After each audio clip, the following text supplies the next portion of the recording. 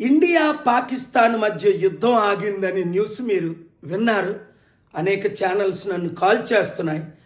నా ఇన్పుట్ నేను ఇస్తాను. 12 రోజుల నుంచి టర్కీ అంటే పాకిస్తాన్కి యుద్ధ సామగ్రి అందజేస్తున్న టర్కీతో చర్చలు జరిపాం శాంతి కొరకు. అలాగే అమెరికాతో రిపబ్లికన్స్ డెమోక్రాట్స్ 10 మందిలో 9 కలిశారు, ట్రంప్ తప్ప.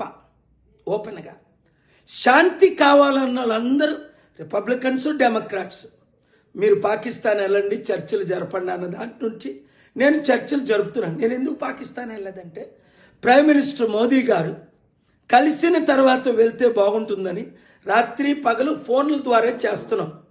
మన మిలిటరీ, మన మైట్, మన ఆర్మీ గొప్పగా మన దేశాన్ని డిఫెండ్ చేస్తూ మన సత్తా చూపారు. అయితే నిన్నటి వరకు ట్రంప్ ఎందుకు మాట్లాడలేదు?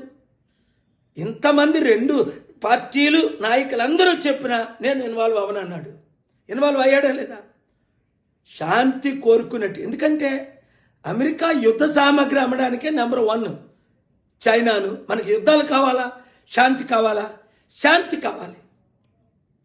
టెర్రరిస్ట్ అటాక్లు ఆపాలా? టెర్రరిస్టుల్ని ఒక్కడిని కూడా మిగలకుండా చేసేయాలి. ముందు నుంచి నేను against all terrorist attack, all corrupt politicians also. Share this video with everybody. ఇప్పుడు నా చర్చలు ఇంకా సఫలం అయినట్టు. ఎందుకంటే లాంగ్ టర్మ్ మనకి శాంతి ఎలా కావాలన్నదే నా గోల్. మే 24ని ప్రపంచమంతా శాంతి సభలు పెడుతున్నాం. జిమ్ఖానా గ్రౌండ్స్లో సాయంత్రం 6 గంటలకు శనివారం. మీరు కూడా రండి.